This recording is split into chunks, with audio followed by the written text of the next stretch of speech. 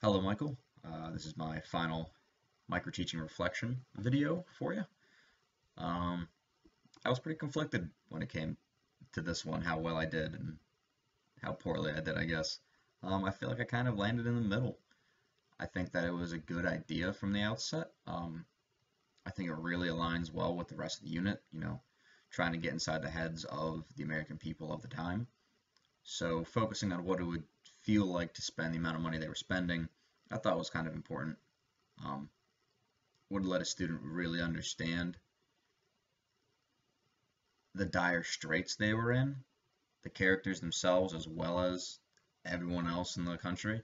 So being able to say that $600 to them, and that was, a steal for them to get their farm for that much, was really closer to $11,000 or something like that, or over $11,000. So being able to look at those two numbers, students were, a little surprised, like, wow, I didn't really realize it was that bad. So successful in that aspect.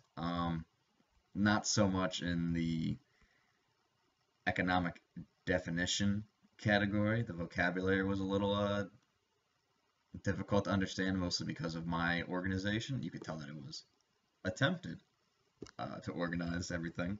There was the try. um, I'm used to seeing some teachers and some professors, you walk in and they've got kind of like a skeleton of notes on the board, and as they go through the day, they fill it in. And I always thought that was, wow, what a great way to stay focused, know what's coming next, know what you've talked about, um, and you have something for students to continually reference as they're taking their own notes. They can ask questions. Oh, wait, what is that again?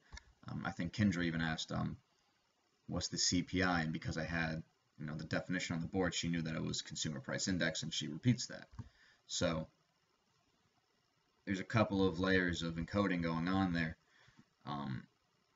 Her repeating it, her repeating the full uh, phrase, and then me explaining what it is and all that. So I thought that was a good aspect of it, but I don't think it was perfectly organized, and that's where the confusion came in. The issue with the definition of inflation, I recognized where the problem was, so I had the supply and demand, and moving one and then moving the other, you'll get back to the original price if both increase. So I was confused as to why the price went down instead of up. I think, yeah, it went down instead of up. But if I had done demand first as the increase, you would have seen that the price went up. I just got confused by the order in which I went through the transitions of the different graphs, or lines on the graph rather. I think that was probably the only major organizational issue, and after that I kind of just flubbed certain things, stumbled over my words, but I do think that certain parts of it were pretty well put together for an ELL class, specifically I guess it would be like a mnemonic device, or just, the rhyming phrase to remember where certain lines on the graph go. So up to the sky, supply, down to the land, demand. I really didn't focus on that as much, and I was kind of kicking myself after that because I made it a point to do so in my notes. Like, having the class do it themselves, and, go like down to the land, demand, up to the sky, supply, and like really get their bodies a part of it. That way, like I said before, with the other types of multiple layers of encoding, that would really reinforce the ideas because of different associations the students would have with the actual content.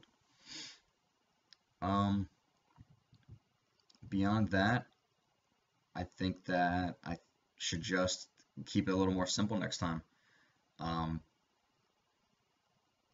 I think that it was a good attempt.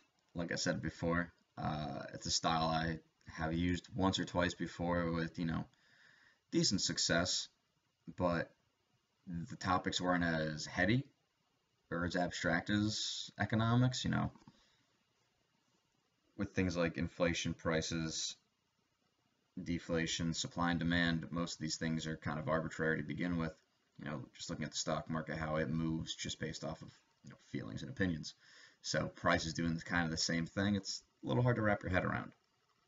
But that being said, it's not like no one understands it.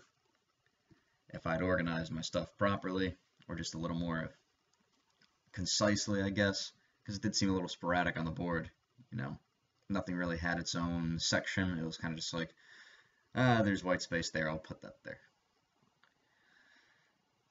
Yeah, I think that was probably the biggest issue, was the organization.